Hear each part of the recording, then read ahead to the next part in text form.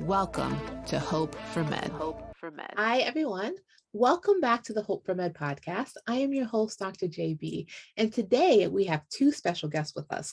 Their names are Jared and Cara Cadell, and they are the co-founders of Authentic Marriages, a marital relationship Christian organization created to promote emotionally and spiritually healthy marriages, particularly in communities of color. Jared is a double-boarded licensed adult, child, and adolescent psychiatrist and relationship coach, while Cara is a licensed clinical social worker and relationship coach whose individual and couples work specializes in healing emotional trauma. Welcome to the show. Thank you for having us. Thank you for the invite. We appreciate it. Yeah, so I am so happy to have you guys on here and to learn more about your guys' story. So let us start from the beginning. Can you share with my audience your origin story? Sure. So we met originally when we were 17 years old. I was living in Trinidad and Jared was still living in Jamaica, and he came to Trinidad for a church lectureship with a singing group. And so that's when we first laid eyes on each other. And then 2 years later, we went to the same lectureship again. This time it was in St. Lucia. And that's when we really connected and became friends. Like we started keeping in touch. We started back in those, this was what, 2000? Yeah, 2000, yeah. So back in those days, keeping in touch meant visiting a cyber cafe, you know, coordinating times to get online and go on AOL chat. ICQ chat. Yeah, so that was kind of like way back. Right. And that's how we communicated for a couple of years. We visited each other. He would visit Trinidad in the summer. I would visit Jamaica in Christmas. And then we eventually got together about a year later after that lectureship. And we dated long distance for how long? We dated long distance for 2 years in terms of an international long distance. Because I was, by then I was in the US going to college. And I was still in Trinidad. Texas, yeah. Okay. So we were in Trinidad, Texas for 2 years. And then I came up to school. I got a scholarship to go to school in Columbia, South Carolina. Oh, yeah. And so once I got to school in Columbia, South Carolina, and he was in med school at Duke in North Carolina. So that, even though it was still long distance, that really didn't feel like long distance compared to Trinidad, Texas. Yeah, exactly. Not a flight, just a drive. Like so, 3.5 hour drive. But essentially our entire relationship was long distance. And we dated a total of 5 years and then got married, and we've been married for almost 16 years. Yes, this year will be 16 years. I'm officially now losing count. Right, exactly. What year was that? Yeah, so when we got married, Jared was in med school. Wow. So, I mean, seems like time really went by. It just flew by. Yes, definitely. Yes, now we have 2 children. Our kids are, Alexis is 7 and Jace is 9. So third and first graders, yeah. Yes. So elementary age kids, so and all that comes with that. Very demanding. Yeah, all that comes with that. Yeah. So when you came into the United States, Cara, Jared was at Duke. Was he in medical school, or where were you in your training? He was in medical school by the time, even though we're the same age, I didn't start college until I was 22, actually. And so when I started school, he had finished and started med school when I was starting undergrad. Got it. So you guys are doing a long distance relationship with a person in medical school. So how was that? Oh, yeah, that was it's remarkable. Looking back at it, it's like, oh my God, I don't know how we did that. And maybe at this point it'd be harder to do. But like, I think in certain ways it was, because it was an improvement in terms of distance, because we're doing international long distance previously, it actually didn't feel that bad. And so it was challenging, you know. Cara would come up more often than I would travel down to her. Like on the weekends, she would come up, drive up, and make the 3.5 hour drive. And so we would squeeze in time together between you studying for all the things that you studied for in medical school and all the tests and, you know, step this and step that and so on. So we were able to squeeze that in, but I think we really had to be very intentional about the time we spent together, because literally there was not much time on the clock. to spend together. Yeah, it was you know. definitely quality time over quantity time, because in medical school there is very little time to spare, and there's your spare time is spent studying. Like you're either reading, inhaling a book, reviewing for a test. Like you just don't have a lot of free time. And so we really learned the art of like quality time really, really young and really early. So I remember in those early days, it was a lot of, even when I would visit in North Carolina, there was still a lot of, I still had to do a lot of things for myself, by myself. So I would go to church by myself, because he might be on call, or I would, go to the college group because he would be home studying. And so, but one of the things that I did for me was I didn't wait on him. Like I didn't set my life up in a way where it was dependent on his availability, because I knew there was very little availability. And every year, supposedly the schedule will get better. That was the promise, right? It was like, okay, when I'm in third year, things will be better. When I'm in fourth year, I get to choose the rotation. So I'll choose, but, and it was always this kind of like hope of like, on the horizon, every year. But stuff did get a little bit better, because I did a master's as well when I was in med school. So I did a master's in psychology, and things were better in those 2 years. The schedule was definitely better, less demanding. So that was around the time, that was like our engagement year, and our first year of marriage was when I was in grad school. So that was I think really helpful, because a more traditional schedule and not nearly as much as crazy hours as when you're like doing clinicals and stuff. So it was good. It wasn't nearly as difficult as, looking back at it, it was like, oh my gosh, that's crazy. But I think at the time we felt like, okay, this was doable, and we felt like there was going to be a light at the end of the tunnel. And so that really helped as well. So, Cara, this question is directed towards you.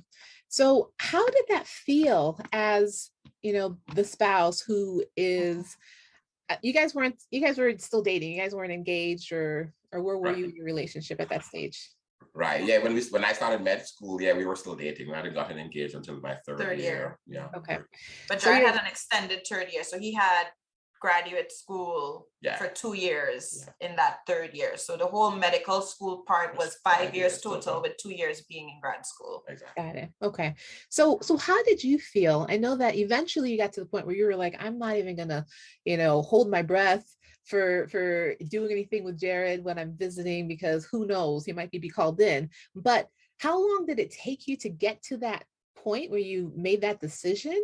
And what were your experiences before you finally decided to, to process things in that manner? Right. That's a really good question. I think I would say probably from the beginning, because I think the key is expectations. Right. If you are very clear with me on what to expect, don't sell me, unicorns and rainbows and promises of this great life when you can't deliver. Right. And I think that was the key, was that Jared was like very honest with how difficult med school was from the get-go.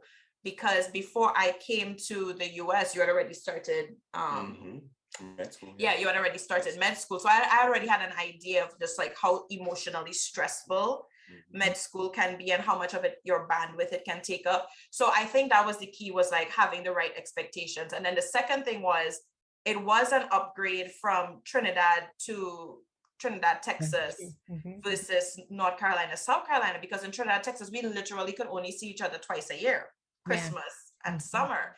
So for me to be able to drive down and still be able to see him, even though he was busy, was still better. It was still much better than seeing you literally twice a year. And the other thing I would add was Jared was really good at making those small pockets of time really quality time. So it wasn't like I felt he was distracted. If he had an hour to give to me, I had the whole hour. It wasn't like he was simultaneously trying to read a book, study, and then talk to me at the same time, right? And so I think like having those expectations be really, really clear. Like he was really clear on, this is what I can do, this is what I can't do. But I also saw how intentional he was of creating those small pockets of time. It's like, if I could give you 30 minutes, it was like 30 quality minutes. And that is what I think for me made a big difference. It wasn't like I was being ignored. It was like, hey, this is what I'm dealing with right now. I will be completely unavailable, versus like promising me availability and then I'm let down. That rarely happened. Like I was always kind of like aware of, you're on call, when you're on post call, it's a no-go.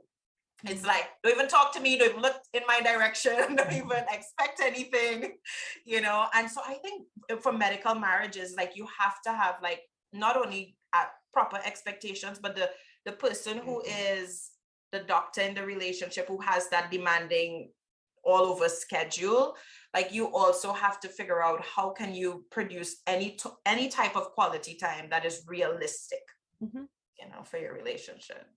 I think one of the things that you mentioned, it seems like you guys have been doing a really good job in terms of communication, right? So you knew when he had when he was post call, you knew his schedule, you knew when he was not going to be available. Like, so was that how your relationship always was, or was that something you guys had to work on? Yeah, I think we were both very intentional even getting into the relationship. Because I was interested from a very early point of starting a relationship, but Cara wanted to make sure we, that first year in 2000 when we really started to talk, making sure that we spend time kind of just getting to know each other, connecting on building an emotional connection, that friendship base, and I think that really helped to define the parameters for the relationship, because we knew that okay, if we were going to be entering into this relationship, we needed to be very careful because it's going to be long distance. That's not going to be easy. So we have to make sure that we put things in place. And the communication is like going to be definitely the lifeblood of the relationship, because you're not going to be seeing each other a whole ton. So you have to put in that work to make sure you can stay connected that way. And I think that has carried through to when she came up to South Carolina, that it was a lot easier for us to kind of just be very plain spoken about what was going on, and what would happen or what couldn't happen. There were definitely times where in a car, like, well, there was this restaurant we used to go to in Durham called Trinbago. And I'm not sure if you remember that restaurant, but Trinbago. It was delicious. It was delicious. Oh my God. I'm so mad that they closed that. But the food was great. But I remember sometimes I'd be post call maybe on the Friday. Cara came up that Friday evening and she's like, or that Saturday, she's like, I want to go to dinner. And I'm like, I'm so tired. And she's like, well, yeah, but we need to go for dinner. And so sometimes it took me just kind of digging a little deeper to make sure that we got that time to spend with each other, even if I was tired at times and so on. Yeah. Mm-hmm. So Jared finishes school, he gets double board certified. And then you guys both went down this path of relationship coaching. Why did you guys go down that path? Yeah, that's a really good question. So I have always been very passionate about relationships simply because I did not want to become another statistic. Like I did not grow up in a situation or a family environment where I had like role models or good examples of what marriages should look like. So I had a very clear picture of what I did not want. Right? Like I may not have had like a understanding of what a healthy marriage should look like, but I was like, this is not it, right? Yeah. And I am not signing up for that. And I remember when we got engaged, I said to Jared, listen, I am not going to be one of those people who settle. You know how, like, and especially culturally, like growing up in the Caribbean, you see a lot of women in marriages where they settle, where they don't get divorced, they just live in an unhappy marriage. The husband could be, having multiple partners, drinking on a Friday night, coming home whenever on Saturday. And it was like, that tends to be kind of like woman, there's almost this culture of like, that is what you can expect. And there's nothing you can do about it. And I was like very clear, like, I am not going to be one of those women. I am not going to put up with foolishness. I am not going to continue this insane tradition that is going on. Exactly. And so that's kind of like, I started for me in terms of like, I didn't want to repeat that. I didn't want to repeat the patterns that I saw and that was modeled for me. So I was very clear that I'm not going to be that. So how then can we create because I'm not interested in like marrying and divorce, right? That was the other thing. Like divorce for me wasn't necessarily like an option of like, oh, well, if this doesn't work out, well, we'll just get divorced. Like I already had that from just a spiritual vantage point. It wasn't an option. So therefore, the only option is for us to make this a very healthy and happy marriage, right? If divorce is not an option.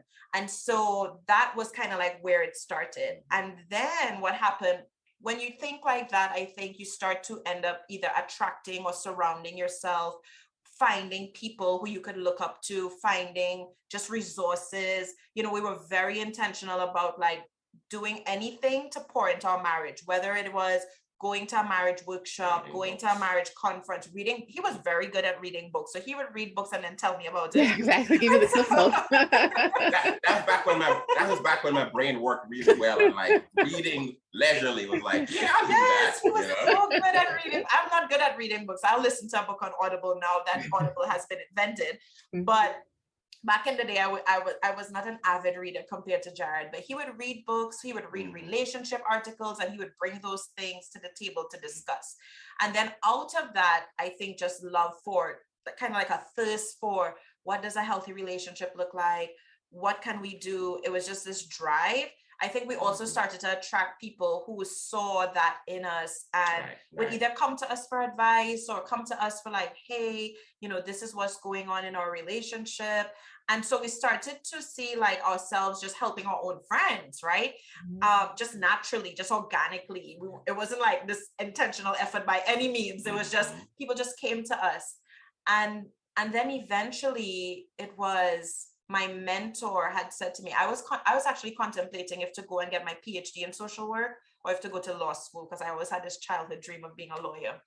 And my mentor, my professional mentor at the time said, Cara, why don't you consider going back to school for marriages? Because you and Jared are very passionate about couples and relationships and helping people. And I was like, people that work in their passion, like, what are you talking about? And I just dismissed his idea because in my mind, if you are passionate about something and you turn it into a job, then it takes it away.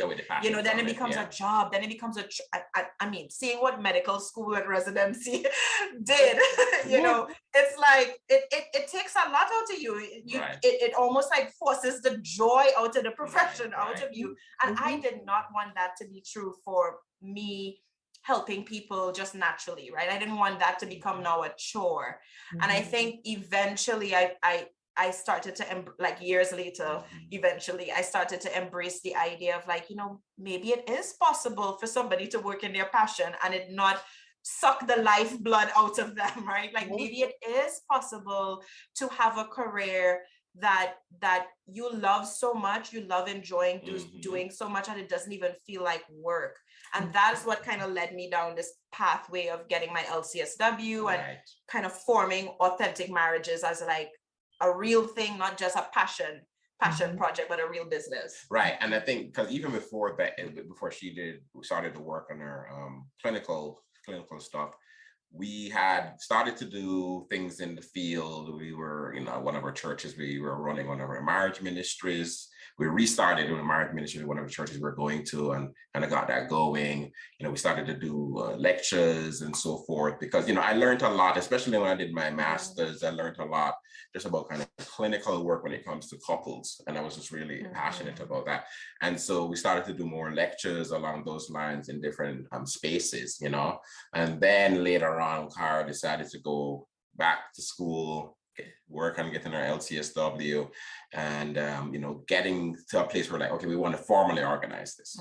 We want to formally organize what we're doing. We're doing all of this stuff, and we need to make sure it's done in such a way in which it's going to be efficient and also allow us to have a greater reach. So we need to organize it. So it was a couple of years ago we decided to put Authentic Marriages as what it is now, you know, as a formal, you know, company. Yeah, exactly, as a formal company that does a lot of different kinds of work, but it all grew out of our passion. You know, all was very organic. Everything was step-by-step organic. And, you know, a lot of it wasn't necessarily planned, right? No. A lot of it was just things where God just kind of put things in our path, and certain things we just recognize for ourselves.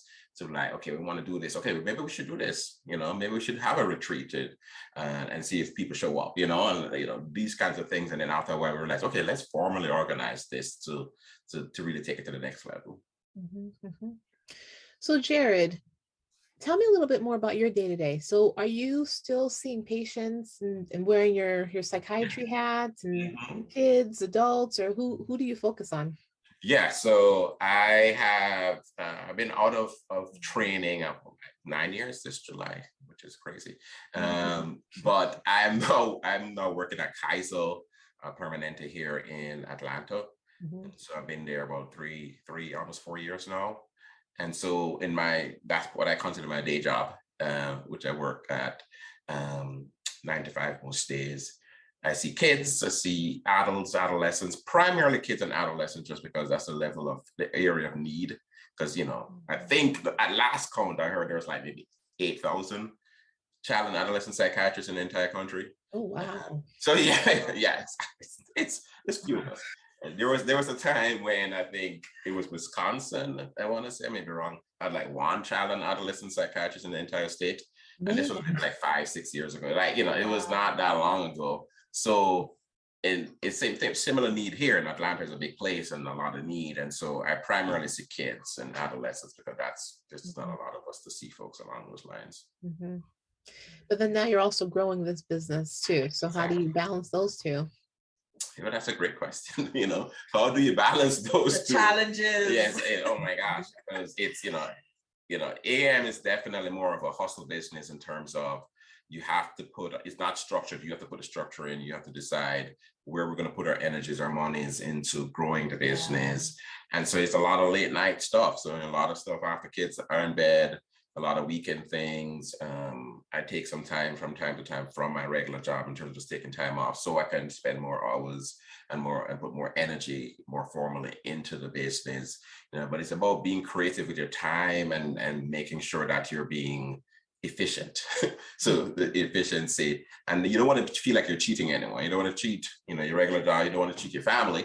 That's one of the big things we're all about is, no matter how great your calling is, and we say this to people who are in professions like medicine or who are preachers in the ministry, we say, listen, no matter how great what you're doing and your calling is, like your first ministry is always to your family.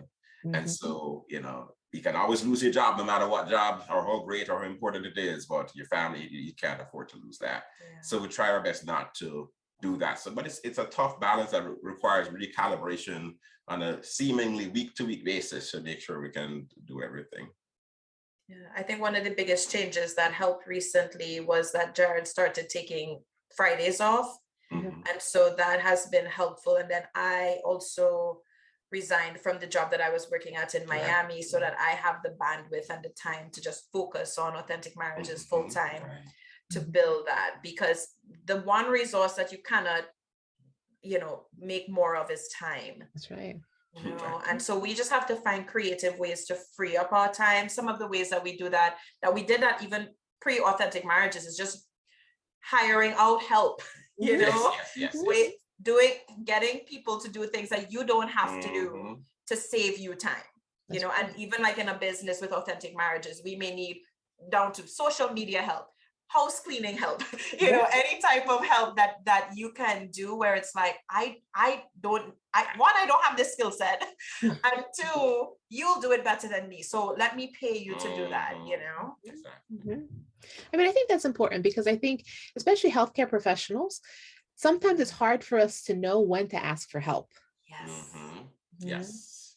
That's we try to do it all. Exactly. Yes. That's a big mistake. Yeah, and I think the profession in certain ways encourages that mentality, kind of like this kind of autonomous, especially for doctors, I think, being autonomous and, there has been a push for more kind of team-based work, but it's still about like being self-sufficient. And I think that is, it's great to be self-sufficient to a certain point, but there's no one who's totally self-sufficient. Like that is just impossible. And so you can put yourself in a really bad position, with anything you're doing, if you're not able to know how to ask for help, know how to procure help, because there's just so much and I think together when you decide that you want to get help, you can do more. You can be more effective. One of the things I've always said is that, how do you make an effective person ineffective? Give them too many things to do, right? Give them too many things to do, and then you'll see somebody who's very effective at stuff becoming grossly ineffective because it's like you only have so much time and energy. But asking for help, is that a sign of weakness?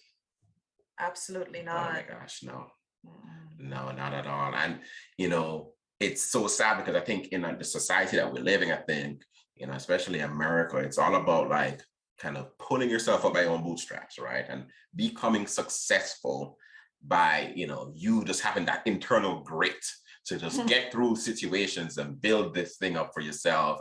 And it's just crazy. It's just craziness. Like it's not based in any kind of reality. Yeah. Anybody who's made it successfully has had to have multiple relationships and people who have given them opportunities to do things. And you knowing when to ask for help is such a great strength, because it will connect you with the right people that you need to be connected with, allow you to collaborate and allow you to expand your dreams and your reach and your ability to do the things that you want to do much more effectively than trying to do it on your own. Doing it on your own, you just wear yourself out and you'll sacrifice important parts of yourself, including important relationships. You'll end up sacrificing that trying to do it all, especially when it comes to like career stuff, So can we talk a little bit more about that in terms of relationships and careers and what you guys have seen when we think about healthcare professionals, physicians, nurses, anybody working in the healthcare and their relationships? Yeah, so statistically speaking, it's very interesting. You look at the statistics, and I think some of these things will be updated now that we're in a COVID world where things are kind of different, obviously. But a lot of the statistics show that actually, healthcare marriages, the divorce rate among people who are involved in healthcare is actually lower than the general population. Right. So I think for doctors, like 25 to 30%, depending on the study. Dentists, similar numbers, nurses a little higher. But anyone who's in that field tends to actually have a lower divorce rate. But the satisfaction in terms of the marriages, you get into the data, and it does show that there's a lot of marriages where people are very frustrated. A lot of medical marriages where people are frustrated. They feel like their spouse, when they come home from work, is distant, stressed out, irritable, so they just don't feel like they can connect. And worse yet, if you're in one of those professions in medicine where it's like you are literally taking your job home. So it's like, I come home and then I'm doing charting till like 1 o'clock in the morning, and then repeat and rinse and repeat the next day. That creates a lot of feelings of disconnection, right? And so you have this kind of outside picture of success where it's like, I got through medical school, I got through residency, I'm setting up this practice, so I got this academic position, and it's like everybody wants to be you, right? It's like, this is awesome, you're living a great life, but internally you're really struggling, and the person who usually feels it the most is your spouse, because for many reasons you are not being able to connect with them, especially now in the world of COVID that we live in. And so part of the difficulty connecting, is it just because you just have a pile of notes you have to sign that's kind of dividing the two of you guys, or is there more to it than that? Well, and once again, the answer would depend on if we're talking about pre-COVID world or post-COVID world. I think there are certain factors that are common to both eras, right? And I consider them eras because we're in the COVID era now. Some of the things is definitely, yes, you carry work home with you, literally there's stuff where you have to do where it's on your laptop now, and you're doing charting. But I think a bigger part of it, even for people who are able to leave things at home, at work, is that you don't know how to process all of the stress that you're dealing with at work, right?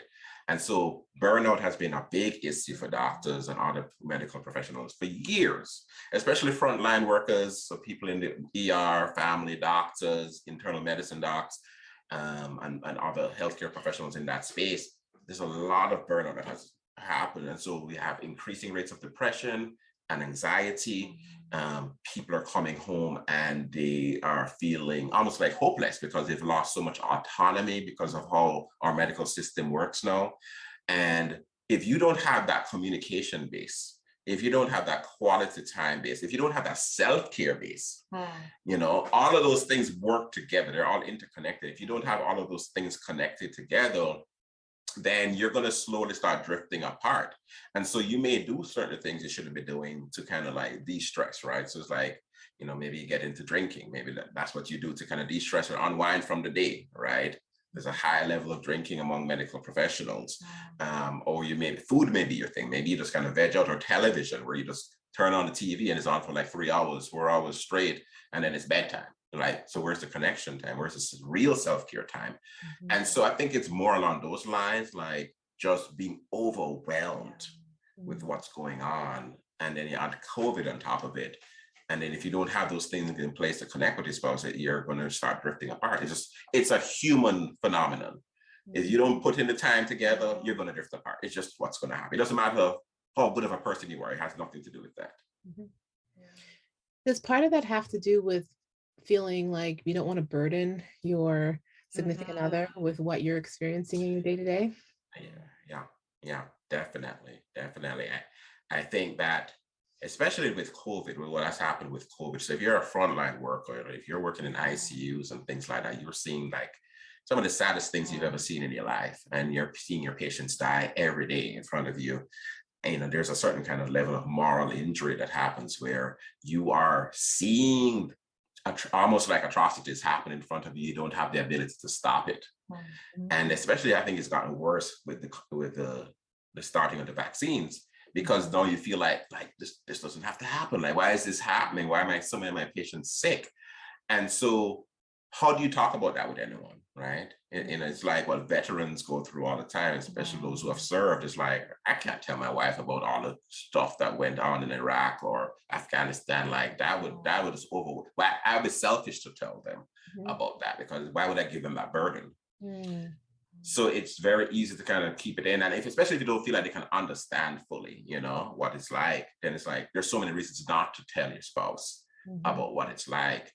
But then that creates further disconnection, because marriage especially is about sharing your emotional lives with each other, and your emotional experiences, even the ones that are pretty crappy, ones where you feel powerless and even maybe a little hopeless about. You have to talk about those things, so that person can carry a load, but also stay connected to you, and you to them, because the situation is also affecting them. And I just wanted to add to that if you don't share those quote unquote burdens with your spouse or significant other, it will turn into resentment, because what will end up happening is that you are still carrying it. You are still carrying this load. You're still carrying this burden. And you are very much aware of how hard that is. You are very in tune with, this is difficult. This is torturous. This is heavy.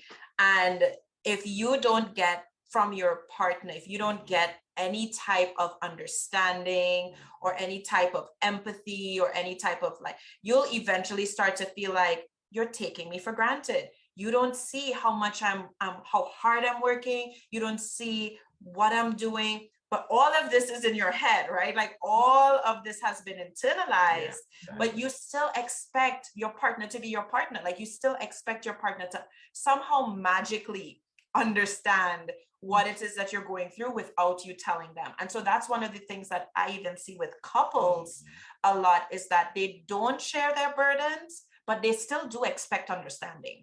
They still do expect empathy. They still do expect their partners to see, I am working hard for you. I'm not just working hard for me, I'm working hard for us. Yes, exactly. And then it's like, how dare you complain that I don't have time or energy to spend with you? Because now that comes back to, you don't see what it is I'm doing, and you're taking me for granted. If you have the audacity to complain, but your partner really doesn't know the depth of the burden that you're carrying, So I have a question for you, Cara, then. So would you truthfully want Jared to come home and say everything? Me, yes. I'm the one, I like details, right? I like to know, I like details, and I like to be in the know. I think though what happens is that when people are, because there's a way to share information, I think, that can help your relationship, and there's a way to share information that can hurt your relationship, right? And I think that when you share information from just a genuine, vulnerable place, that's the difference, right? Like you can come home and be irritable, you had a rough day, you don't want anybody to talk to you, then here I come hey, can you take the garbage out? And you're just like, I don't want to do that, right? I don't want to take the garbage out. And so you could just irritably say, I had a bad day, or I had a rough day, or something along the lines of indicating in your world that this should communicate to you, leave me alone, I need space, right? Versus you coming home and saying, babe, I've had a really hard day. I need time and space for myself. I'm going to go to the room and close the door with a do not disturb sign. And that comes across so much more like, I get that. Like, I understand that. Like, I could do that, because then it's like, now I know what's happening. Versus, if we don't check in with how we're communicating, what we're communicating more so, and the manner in which the vulnerability that is involved. So I think that's the biggest thing, is like, if you can create vulnerable space in your relationship, because I think for even men as well, is that the other problem can be pride of like not looking like, and this pride could apply to anybody really, men, women, of pride of just not wanting to be seen as deficient or defective or weak and all of those things. And so those are the things that can prevent us from being vulnerable and actually admitting like, I'm not in a good space right now. But I think if you create that culture in your marriage where that is allowed, like it is allowed for me to say I'm not in a good space and I need to run away from these children as soon as you come home, as well as it's okay for you to say the same thing, like I need to run away from work, but I also need to kind of like have this space to zen out and have a do not disturb sign out and make that okay, versus like I would take that personal if it was not said in a vulnerable way, if that makes sense. Right. So how do you create that? How do you create that vulnerable atmosphere in your relationship? Yeah, that I would say that is the challenge for a lot of people.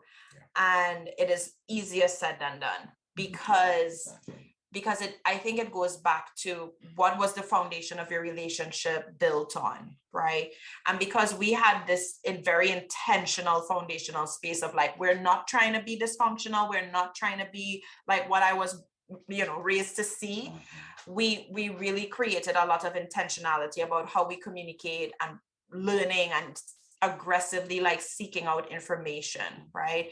So for people who are listening, where this may be a challenge, where you feel like, oh my gosh, like I don't know what to do here, like I don't know how to create this space, like I just want to validate that that's a very hard space to actually create. It's not an easy thing, and it takes a lot of work, because if you don't feel safe with your partner, if you don't feel emotionally safe with your partner, if you don't feel like they have your back, they're looking out for you, they love you, they care for you, like if you don't, and if you were to express your vulnerabilities and you're afraid that it could be, taken and thrown back in your face at a later point, all of those things are going to prevent you from being vulnerable. If you've had experiences in your relationship where your partner has, you've attempted to be vulnerable and they have not received it well, or they have been triggered by your vulnerability and they've gotten into their own stuff, then you learn very quickly, shut down, don't say anything, keep it to yourself, because whenever I say anything, you don't react in a safe way, you don't react in a way that actually helps me. And so those are like normal challenges that like probably 70% of couples have and face, because it's a very hard thing to do. And if you have your own trauma, and if you have your own past, everybody has their own past, their family upbringing. But if you add trauma to that, if you add emotional neglect to that, if you add abandonment to it, then it makes that even more difficult for you to do, even if your partner is a safe person, even if they have proven to be a safe person, your own stuff can still prevent that. And I definitely want to get also to your question in terms of what the answer is. But I think in medical marriages, I think there's a lot of assumptions are made about what kind of person you are to be a doctor or a nurse or a dentist or so forth. Like, well, you have to have it together, right? You're very smart. You're very smart. So you clearly, we should be able to work this out. You know? And that's not the case at all. Like emotional intelligence, emotional healthy living is something that can be absent in any home growing up, right? And so it's not going to be a situation where you're going to be able to just know how to do this. You have to be very, very intentional. One of the big things is getting back to basics, Like getting back to basics, making sure that you're creating that time on a daily basis to connect with each other. Simple things, not a time to spend with each other. Like, I have this grievance to bring up with you. Like, I'm so mad about this situation. We need to talk about it. That's not connection time. That is something else that you may need to do that, but that is not connection time. Connection time is just spending 15, quality 20 minutes time, you know, TV off, you kind of just talking to each other, checking in, how was your day? You know, what can I do for you today? What can I do for you this week? You know, things along those lines. What's been the most challenging thing you've been dealing with this week at work? You know, things like that where you're being emotionally open on a, you know, basic level. But when you do that regularly, it creates a safe space that fuels your relationship so that when you are under stress and you do need to kind of deal with more difficult things, you have that foundation to do it. You know, you have that foundation there, and you may need more help than that depending on the state of the relationship and your own mental health concerns. But I think that is one of the big things, creating daily time to just emotionally check in with each other. Yeah, I think we've gotten away from that just because of busy schedules, like just as a society and, you know, couples in general, that we've gotten away from those very basic essentials. Once you've added a career to your marriage, and then you've added, you know, for some of us kids, where can we find time? Kids come with all sorts of demanding, their own schedules, their extracurricular activities. They may have health issues, special needs, all these other things. Like, where can we find time for us? And so I think that those are the things that often get cut first, right? Like, as our time increases, career demands more, kids demand more. Maybe you have parents that you have to take care of, and that demands your time. So there are a lot of demands for our time, and our marriage is going to be the first thing that gets cut as an option, right? It's like we are an option. The kids are not an option, right?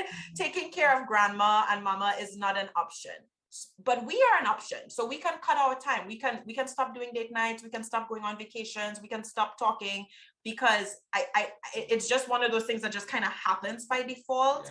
And that's what produces or fuels disconnection, right? Is literally, we just don't have time to connect.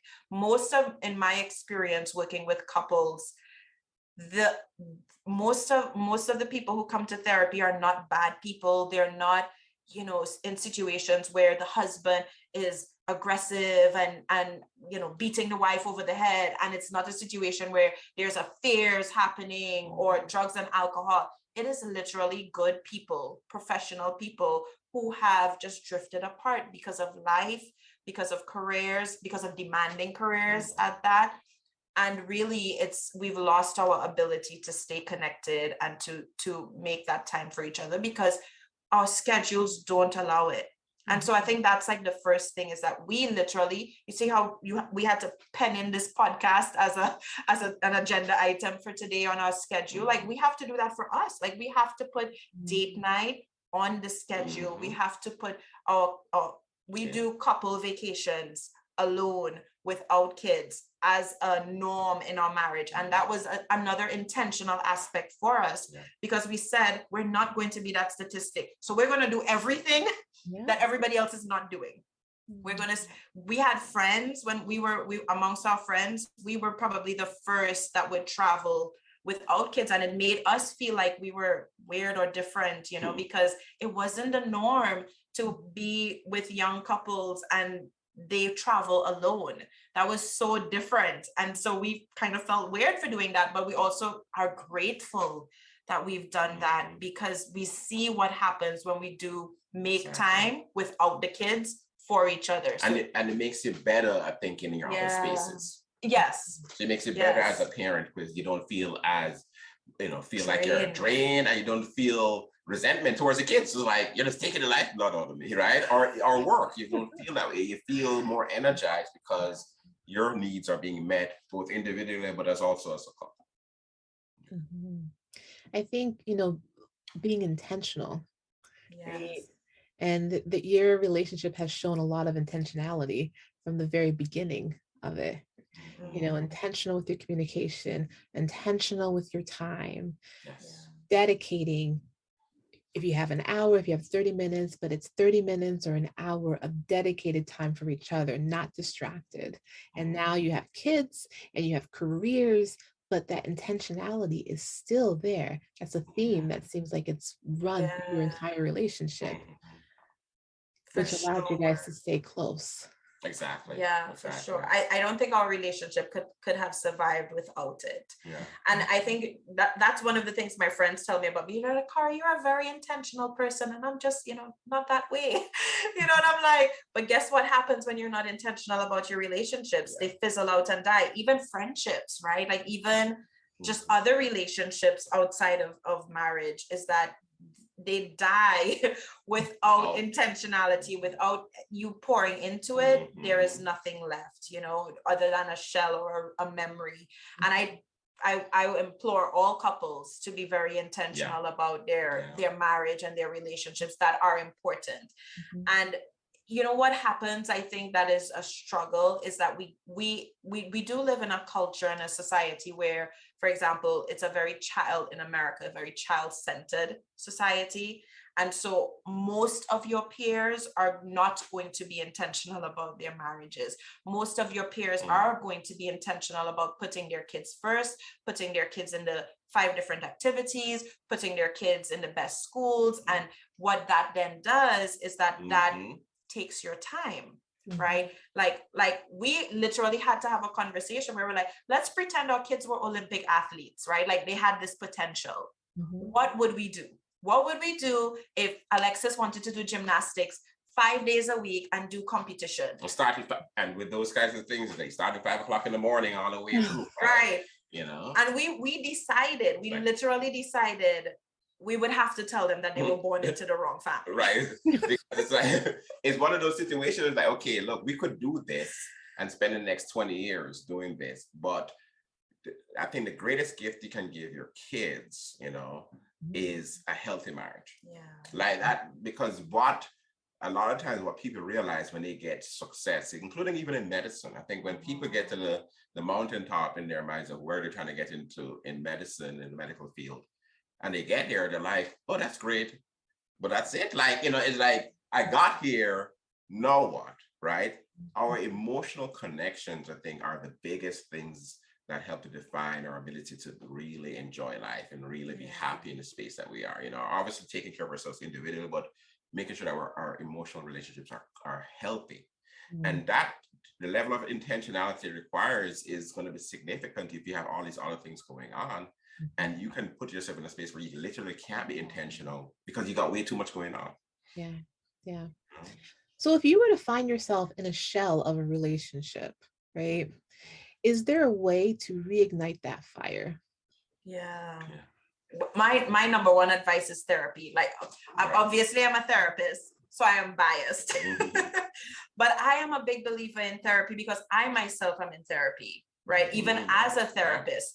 And I am holding on to my therapist for dear life until the end, until she fires me as a client, because I'm like, I need this for me, right? To deal with my own stuff so that I could show up as a better parent, as a better wife, as a better person. So for couples, you don't have to do this alone. Like you don't have to figure this out alone. There are, just like if you had a medical condition, you wouldn't sit home and be like, well, people do actually Google searching and go to the University of Google. YouTube, University of they go to the University of Google and become their own doctors, right? But you shouldn't do that. Don't do that. Don't do that. That's what we tell people all the time. Don't do that. You should go to the professional who trained for 8 to 10 years to help you, right? And it's the same thing for relationships. Like there are people who have been trained to help you to get out of that rut, to reignite the passion. Like it is possible for couples who feel like they are disconnected to regain, bring back the energy. And a big part of it is a lot of times people say, well, we're not that bad. We're not that bad where we have to go see a counselor or a coach or whatever. And here's the problem for most people. Usually what happens is that they wait until things are really bad. Then they're like, okay, we're bad enough, right? And just like in the medical profession, it's like, if you had shown up here a year ago, I could have helped you so much more than now, right? And the same thing, if you wait that long, you've inflicted so much damage on each other that it becomes significantly more difficult. So when you're seeing the signs that, hey, maybe we're coming off the tracks a bit, that's the time to be like, let's check in with a therapist. The therapist may say, you know what? Oh, this is simple. Let's work together for a couple months and you guys will be good to go. Awesome. Yeah. Otherwise, you could spend a couple years in therapy because there's so much stuff to unwind, and it's so much harder to dig deep when you've already hurt each other so much. And so making sure you do that, but also having a community of people around you who are trying to do the same thing. Yeah. People who are intentional about their marriages, who are intentional about taking care of each other. A lot of times we have communities maybe around kids in terms of things that we as families are doing to support our kids in this field or that field, and that's great. Awesome. You need something like that for your relationships. The intentionality in community building. So if my listener wanted to find out more about you guys and what you do, how can they do so? They can contact us at info@authenticmarriages.com, as well as visit our website, authenticmarriages.com. And so we would be happy to connect. We are also on Instagram and Facebook as well. On Instagram, it's at authentic.marriages. And so you can find us on IG and follow us there as well. Exactly. And I want to say we still have that free workbook that comes up on the website. So we have this really goes well with what we're talking about today in terms of staying connected. So we have a staying connected free workbook that is available to anybody who visits our website, right?